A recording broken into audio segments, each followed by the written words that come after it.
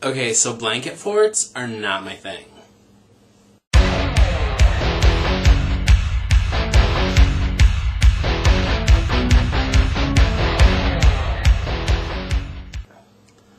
Okay, you can see my lovely attempt at a blanket fort. Let's move on. So this week we're talking to you guys about bad romance. Jen and I kind of forgot to, coordinate what we were doing, so we both came up with the same idea. More on that at the end of the video. So instead, this week, I'm going to be talking to you guys about why we're so interested in bad romances. But first, we're going to go back and kind of talk a little bit about some of the things we've already discussed this week. I really like Gretchen's insight into power struggle relationships, needy and strong, and how those dynamics can be so different, and especially the fact that she quoted Heather's. And then on Tuesday we talked with Courtney, and she talked about ink exchange and just about unhealthy relationships. And I think one thing that's interesting about what Melissa Marr does is she takes a relationship that is bad for you, and she gives it a supernatural twist.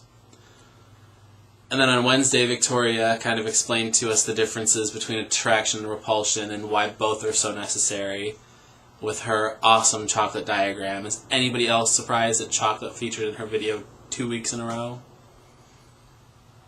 And then on Thursday with that onesie, Leah, we talked about Lies and Cruel Intentions, also one of the best movies ever.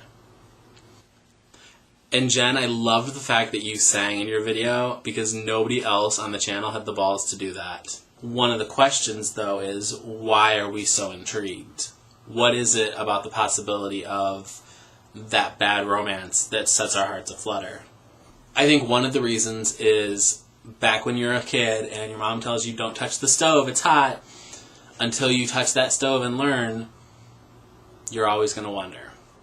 And I think that's part of what makes a bad romance so appealing, is that someone tells you, no, don't do this, you want to do it, even though you know there may be consequences. You may not realize that, but eventually there will be.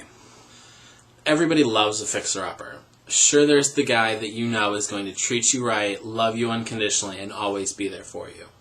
But what's more appealing? That guy, or the brooding slice of emo that's probably going to treat you like crap? Because if you can fix him up, he's going to be even better.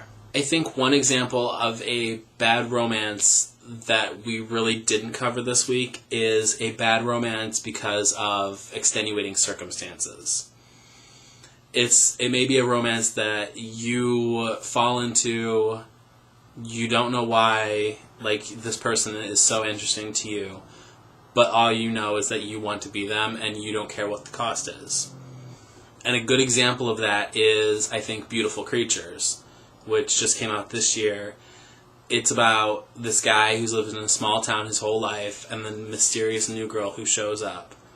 Neither one of them is really bad, horrible, destructive in specific ways, but they both have their own issues, and they're just kind of set up as that Romeo and Juliet star-crossed lovers feel. And I think that's really interesting because it's not always about he's a bad boy, she's a bad girl, he's a drug addict, she's a vampire who likes to eat people. Sometimes it's about this romance is just not healthy. And I think sometimes the reason that we're so interested in that new guy, new girl, whatever, is because it's a challenge. It's something that we're not used to, that's going to push us out of our comfort zone, and it's something that's going to make us different at the end of the day.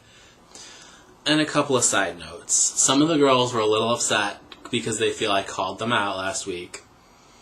But I just have to say, Gretchen, from the stories I've heard, it's a little more rebellious if you actually keep your shirt on. And Leah, 2 outfits in a row that make me cringe. That's not rebellious so much as you need to call me before you film your next video. I'm serious. So like I said in the beginning of the video, Jen and I kind of had the same topic going into things, and we didn't realize until pretty much like Thursday night at midnight. So I kind of had to come up with a new topic, which was fine because it let me come up with something that tied in a little bit more to everybody else, which I liked.